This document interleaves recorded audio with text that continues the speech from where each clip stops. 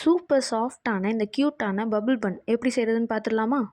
First ஒரு பவுலில் பால், east, sugar இந்த 3யும் கம்பைன் பண்ணி ஈஸ்ட் ஆக்டிவேட் பண்ண விட்டுருங்க. அனதர் பவுலில் மைதா, சுகர், எக், சால்ட் இந்த 3யும் ஆட் பண்ணி ஆக்டிவேட் பண்ண ஈஸ்ட்டையும் சேர்த்து நல்லா கையால் டோவை வந்து சாஃப்ட் டோவாக வந்து ரெடி பண்ணி வச்சுக்கணும். 20 மினிட்ஸ் நல்லா நீட் பண்ண இந்த டோவை 1 ஹவர் ப்ரூஃபிங் விட்டதுக்கப்புறம் இந்த சாஃப்ட் டோவை வந்து 1 இன்ச் ஸ்டிக்கில் வந்து ரோல் பண்ணி நைஃப் யூஸ் பண்ணி குட்டி குட்டி ஸ்கொயர் க்யூப்ஸாக வந்து கட் பண்ணிக்கணும்.